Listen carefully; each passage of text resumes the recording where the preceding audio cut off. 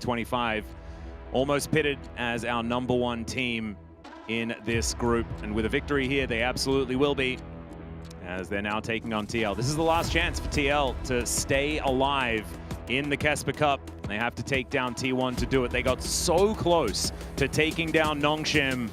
With a victory here, it would be unprecedented, but very, very fun. And let's see how it is going to go. Quid looking very, very cool with that skin. 4 core JJ at level 2. Yeah, potentially. Onto Faker, actually. A little bit of an angle. Of course, there is no flash, so could be an opportunity. Quid's going down very, very low, though, and now Core JJ making his way in. There's a shattering strike. We unbind the soldiers. Quid, as Faker is likely to go down, and there is first blood, but it's on to Core JJ.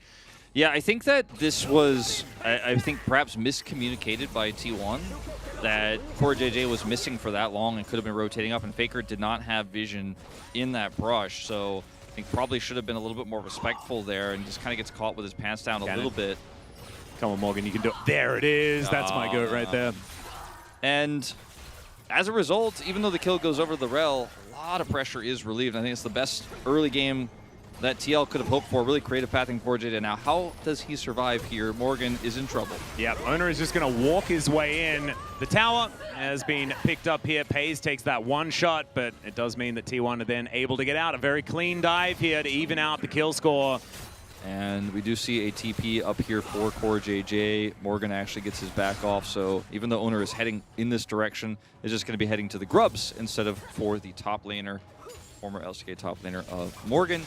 And with the Aatrox rotating over, it looks like with that TP from Core JJ, they want to contest, but they just have no access right now. Faker does have TP as well. He's already walked back to the mid lane. We may have our first real big team fight here. Yeah, Doran's walking up. Teleport is almost at the ready here for Quid. Let's see whether he presses that button as the Grubs have been taken down. Equalizer is decent, but maybe not the best, as Core JJ likely to be the first one to fall, and there he goes. Pays able to lock that one down as now Morgan is singled out on the other side of the fight. The flash out of the way, but the taunt is good there from Doran. And the follow-up is absolutely fantastic. Down goes Morgan as Quid trying to do what he can, but it's just not going to be enough. And Faker with the Realm Warp looking to slow down Jose. Gone for that play with the fact that that was down, but now it's a 1,000 gold lead here for T1. They have the Drake advantage. They're very close to feats of strength. Everything on this. Okay, Pays is just going to kill Morgan. All to have a little bit of stuff. How did this exactly take place? Pays does not have red buff, by the way, but gets the slow here. He just puts a lot of sticks in him. Yeah, then he takes him out. He bounced after him and then pressed rend. That's what happened. I think this is looking really dire here for Yun. He needs to just abandon ship, but that means this is going to be more plate gold going over. I don't know if you want to challenge this one, Yun.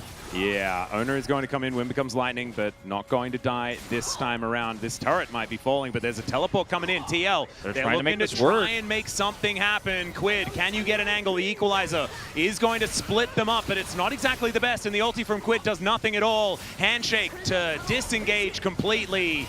And it's just a harpoon. Decent knock up there as Carrier could be in a little bit of trouble. Remember, doesn't have the flashes. Young killer instinct to try and survive. But Wind becomes lightning and Owner's able to take him out. These T1 health bars are low, but they're still standing outside of Pays, who is just going to be cut in half by this Yone. Quid gets a second as he wipes out the other member of the bottom lane. And maybe whether it has longevity, because it is an incredibly strong comp around this time of the game, and they got through the toughest part of the laning phase. It's a 1,500 gold lead, but feats of strength 2 dragons, and the fact that this Rumble just cannot really brawl with TL makes this composition work less well than it's supposed to at this stage of the game. When it wants to fight right now, they're going to TP him in anyways. Yeah, big teleport here from Morgan. Let's see whether they can make the Equalizer work. There's the heroic entrance in as Owner is able to take down this Rift Herald. Quid off on the side, though, is not really finding the angle, and T1, they're the ones with the target selection. Morgan the next one to go down, and one after the other. TL are falling. Jose trying to get what he can done, but it's not going to work. It's just going to be a triple kill here for Pays on this Kalista. And Yun, oh my goodness, he flashes towards Carrier to try and grab that one. Does manage to take him down as now Pays is going to be there. T1, once again, you can see how the gold graph looks here. They take a small lead and then they blow it up every single time. That's a bit of bro action there as well. I like that you say blow it up as the crash down does come on through. Carrier maybe in a little bit of trouble as we got a teleport coming in on the backside for T1. Quid's dead. Not sure how, but he is. So's Core JJ. We saw that. That was largely because Pace put a whole bunch of auto attacks into him. The level 11 Kalista is looking to take another one out. Doran is going to help him with that one, as now Morgan having to flash out of the way, and Pace just continuing to hop mad in this game.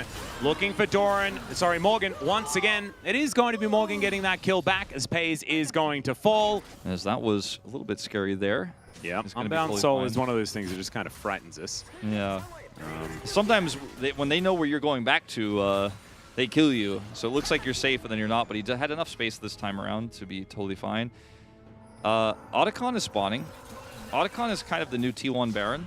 Yeah. At least until the end of this year, where that is removed from the game. As Herald is also just going to be casually dropped as a, I don't know, celebration ceremony, escape tool, whatever. Yep. They're like just reminding TL that they got that objective too, by the way. Or Owner just like he wanted to use his sweeper, and so needed to get Shelly out of there yeah, instead. Good point. It might have been one of those.